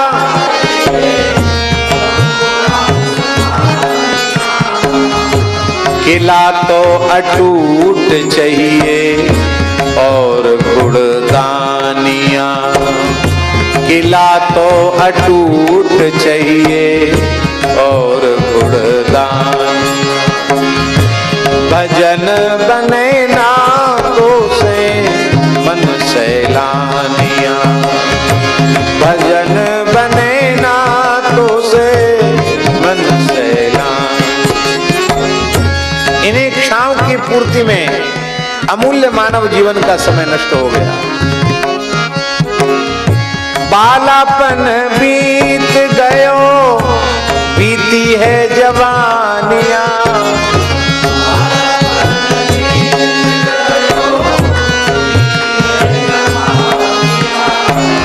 बालापन बीत गयो बीती है जवानिया।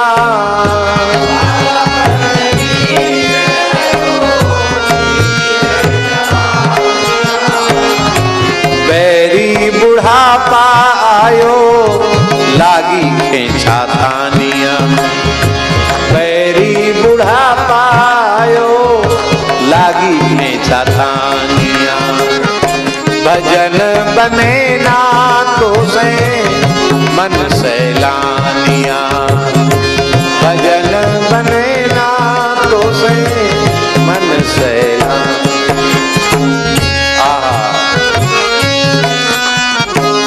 भजन में बाधा क्या है?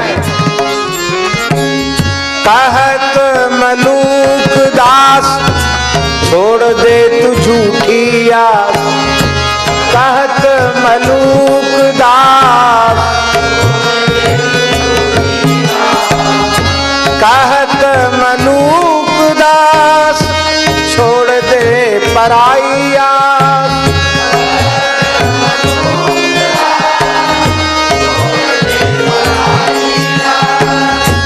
कहत मलूक दास छोड़ दे पराई आस।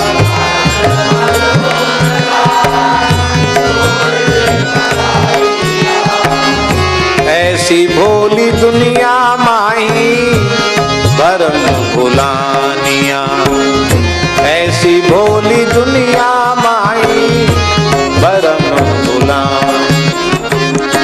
भजन बने ना तो से मन सैलान, भजन बने ना तो से मन। शंकर जी का ध्यान करने लग जाओ, उनका वैराग्य पूर्ण जीवन को अपने आदर्श के रूप में रखो, तो फिर संसार की किसी वस्तु की चाह नहीं रह जाएगी। और जब चाह नहीं रह जाएगी तो फिर स्वाभाविक भजन बनने लग जाएगा। यही है विवेक जलधेह पूर्णेन्दुम। और कैसे हैं भगवान शिव? आनंददम, आनंद देने वाले। आनंद माने क्या होता है?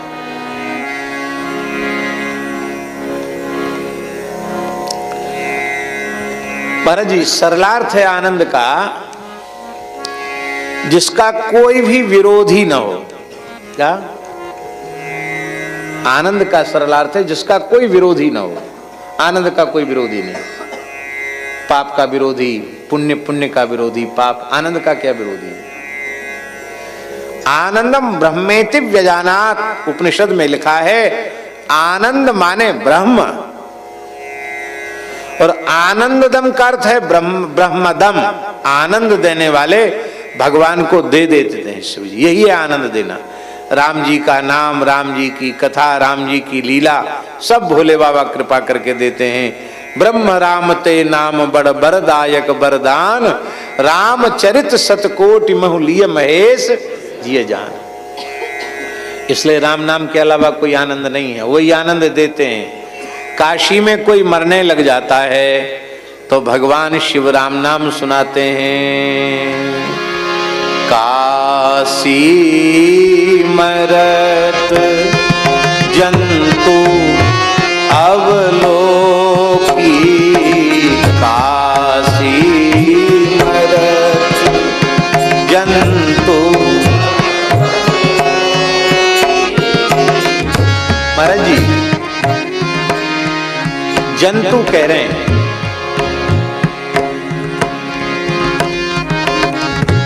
मनुष्य नहीं कह रहे हैं। कहना चाहिए काशी मरत नरन अवलोकी, ये कहना चाहिए, लेकिन नरन नहीं, जंतु। जंतु इतनी करुणा है, काशी में कोई कीट पतंग भी मरने लग जाए उसको भी मरते समय राम नाम सुनाने पहुंच जाते। जासु नाम बल करूं विशोकी, जासु नाम बल करूं विशोक। राम नाम के बल से उसको मैं शोक रहित बना देता, भगवान की प्राप्ति। तो भगवत प्राप्ति कराने वाले हैं नाम के रूप में, लीला के रूप में, कथा के रूप में। शंकर जी भगवान की प्राप्ति कराने वाले हैं। और वैराग्याम्बुज भास्करम, वैराग्य का जो कमल है वो बंद पड़ा हुआ है। वो विकसित कैसे होगा? जब सूर्योदय होगा तब कमल विकसित होगा। कहते साधक के जीवन में जब भगवान शिव रूपी सूर्य का उदय होता है, शिव भक्ति रूपी सूर्य का उदय होता है, तो उसका वैराग्य का कमल जो बंद पड़ा है वो खिल जाता है। वैराग्याम्बुज भास्करम यग घनध्वान तापहम तापहम। भगवान श्री कृष्ण एक मृत ब्राह्मण के पुत्रों को वापस लाने की प्रतिज्ञा की थी अर्जुन ने, और अर्जुन पूरी नहीं कर पाए। कथा आप सबको मालूम है, जीवित अग्नि में प्रवेश कर रहे थे तो भगवान बोले चलो हम तुमको लेके चलते हैं। तो जब लोकालोक पर्वत की ओर भगवान गए हैं तो इतना भयंकर अंधकार था कि लोगों के जीवन में वैराग्य रूपी ज्ञान रूपी सूर्य क्यों प्रकाशित नहीं हो पाता? उसका कारण है मोह रूपी बादल उस विवेक रूपी सूर्य को, वैराग्य रूपी सूर्य को ढक लेते हैं। भगवान शिव कैसे हैं? चाहे जितना सघन मेघमाला हो, चाहे जितनी सघन मेघमाला हो, और जोर की आंधी चलने लग जाए तो थोड़ी देर में सब बादल तितर बितर हो जाते हैं। ऐसे ही ये जो भगवान शिव की जो कृपा है वह उतना प्रचंड पवन है कि जो मोह रूपी बादलों को छिन्न भिन्न करके ज्ञान रूपी वेग रूपी सूर्य को प्रकाशित कर देता है। ऐसे भगवान शिव हैं। और वह भगवान शिव स्वसंभवम शंकरम, भगवान नारायण के नाभि से कमल प्रकट होता है, कमल से श्री ब्रह्मा जी प्रकट होते हैं। 12 महाभागवतों में प्रथम भागवत है। ब्रह्मा जी का एक नाम है स्वयंभू। क्या नाम है? ब्रह्मा जी को पैदा करने में किसी ने कोई प्रयास नहीं किया, स्वयं ही कमल प्रकट हो गया, कमल से ब्रह्मा जी। ब्रह्मा जी का नाम है स्वयंभू। क्या नाम है? स्वयं ही प्रकट हो जाते ब्रह्मा जी। यद्यपि भगवान शिव सनातन परमात्मा है, सदाशिव हैं, लेकिन सृष्टि के क्रम में वो ब्रह्मा जी के भ्रू मध्य से प्रकट होते हैं, भवों के बीच से प्रकट होते हैं। इसलिए स्वसंभवम, जो स्व माने श्री विधाता स्वयंभू ब्रह्मा जी, उनसे सृष्टि के क्रम में जो रुद्र रूप से उत्पन्न होते हैं। और कैसे हैं? शंकरम, शम माने कल्याण और करम माने करने वाले, जीव का परम कल्याण करने वाले हैं। ऐसे वंदे ब्रह्मकुलम कलंक शमनम श्री राम भूप प्रियम। ब्रह्मकुलम, ब्रह्मा जी के जो पुत्र हैं, ब्रह्मा जी के वंश में जिनका जन्म उनके पुत्र के रूप में जो उत्पन्न हुए हैं, और कैसे हैं कलंक शमनम, संपूर्ण कलंकों का शमन करने वाले भगवान शिव।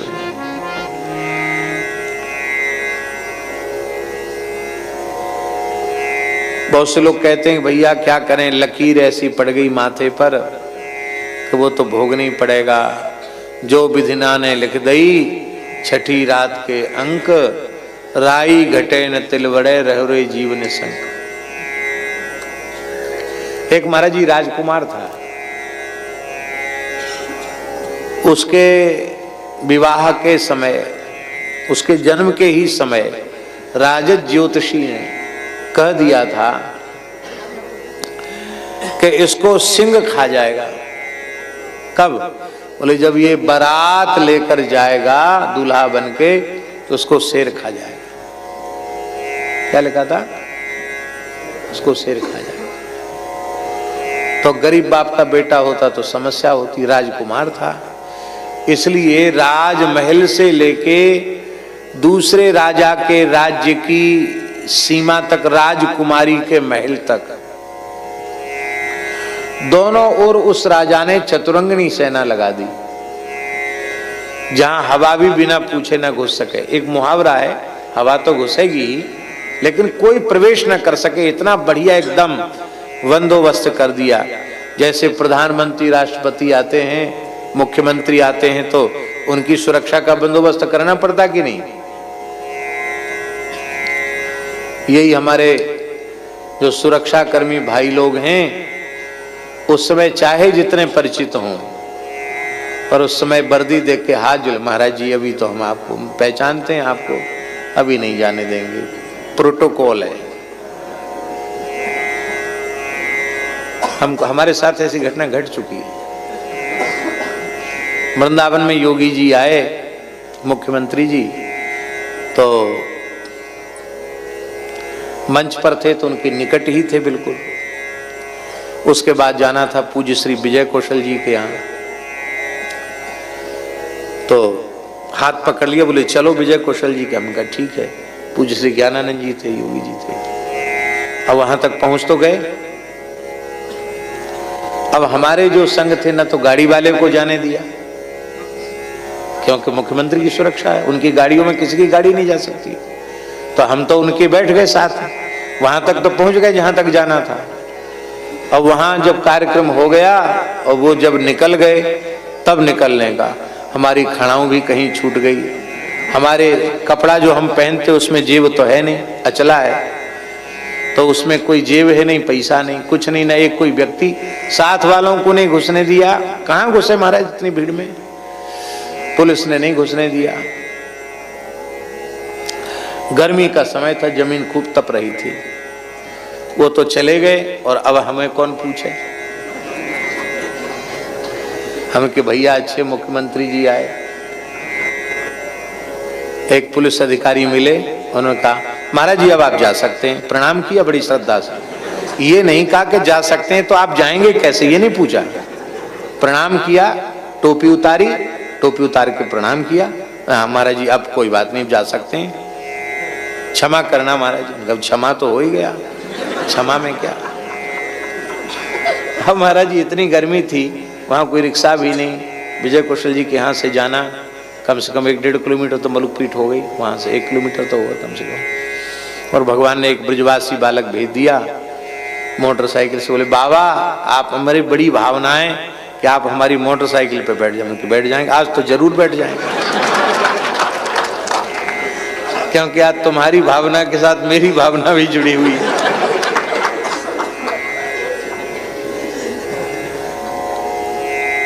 ये बात कहां से आ गई हमें समझ में नहीं आई। कहां है?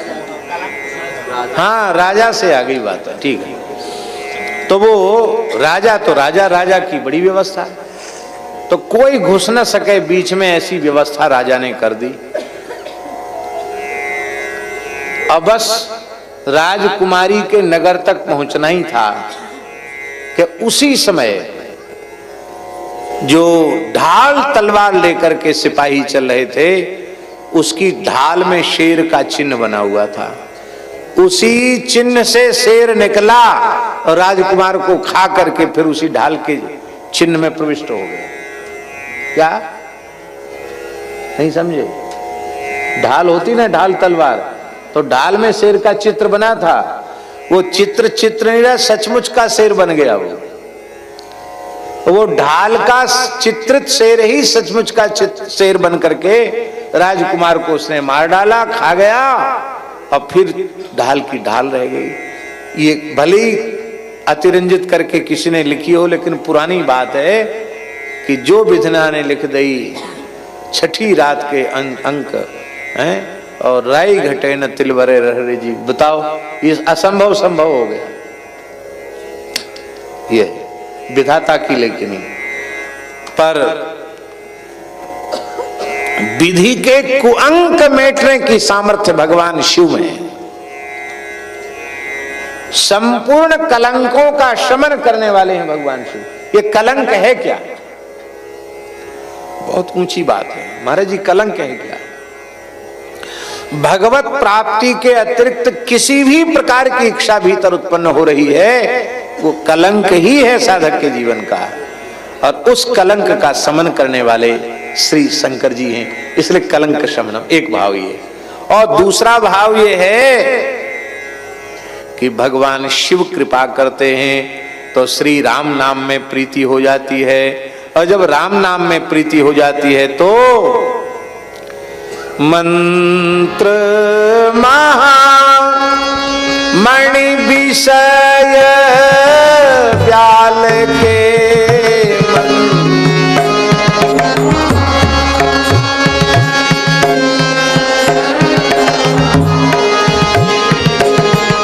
समन कर दिया। भैया पूर्णिमा का चंद्र दर्शनीय होना चाहिए, लेकिन द्वितीया का चंद्र जो अत्यंत सूक्ष्म है वह भी दर्शनीय हो जाता है। किस कारण से? क्योंकि भगवान शिव ने अपने मस्तक पर उसे धारण किया। कलंक शमनम, ऐसे शिव जी को हम प्रणाम करते हैं। और वे कैसे हैं? सबसे बड़ी विशेषता है, ये सब विशेषताएं हल्की हो गई, सबसे बड़ी विशेषता है श्री राम भूप प्रियम। भगवान शिव श्री राम जी को अत्यंत प्यारे लगते हैं। आचार्य जी, हमको भगवान प्यारे लगे तो अच्छी बात है, पर भगवान को हम प्यारे लगे ये सबसे अच्छी बात है। भगवान शिव इतने प्रिय हैं, इतना श्री राम, राम नहीं श्री राम, श्री माने श्री जनक नंदनी के सहित जो श्री रघुनाथ जी हैं, अर्थात श्री जानकी जी भी बहुत प्रेम करती हैं, रघुनाथ जी भी पूरा प्रेम करते हैं, श्री सीताराम जी के बहुत प्यारे हैं श्री शंकर भगवान।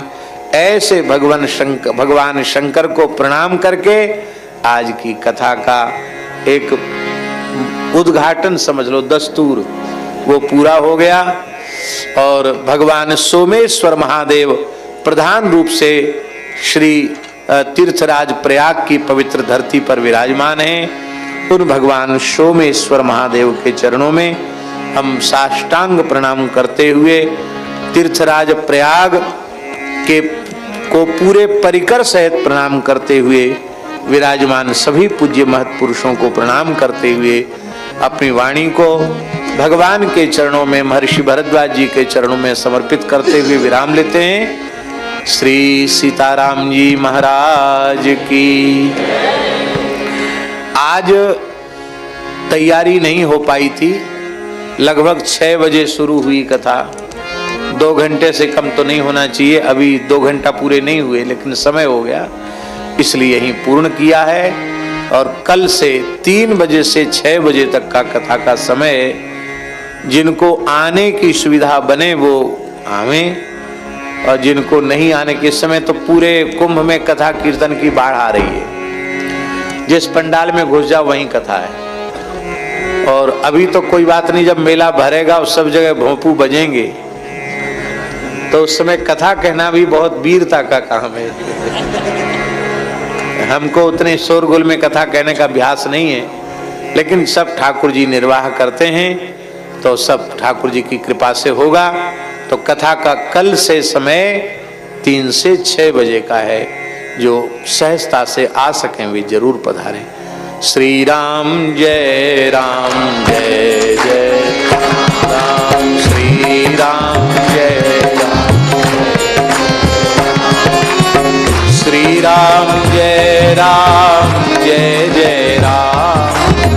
श्री राम जय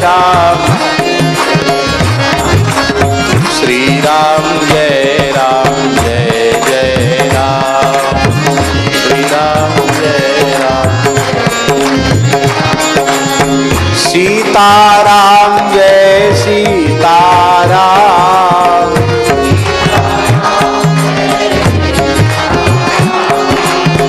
राधे श्याम जय श्याम, जय गौ माता